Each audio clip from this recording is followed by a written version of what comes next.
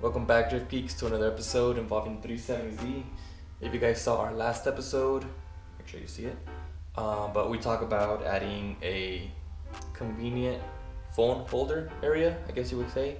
And where I was calling that we're most likely going to 3D print that part, and the 3D part is ready. So let's go inside so I can show you guys what this is all about. Alright, so we're in the Z now, and pretty much this is the part that we got 3D printed out. Want to give a big shout out and a big thank you to our friend Jeff, who 3D printed this for us.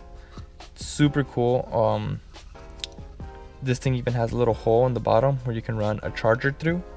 So this is pretty much going to fit right here, and it's going to be super convenient and no bolts needed, honestly, for assembly. So as you can see, last time I removed where the seat heater switches would be, I completely took that off and started putting my phone there because there's no other place to really put your phone in a 370Z. That's kind of convenient. You can put it right here on the side of the cup holder, but when you're driving around, it kind of like slushes around, and then in here you really don't see your phone too much, or it's just, I don't know, I don't find it very convenient there.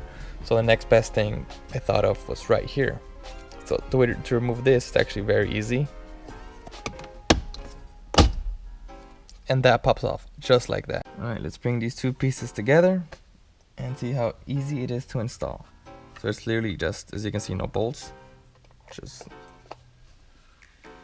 glides right in there, so snug, and there you go, it's in. After that, you just grab this, put it in here,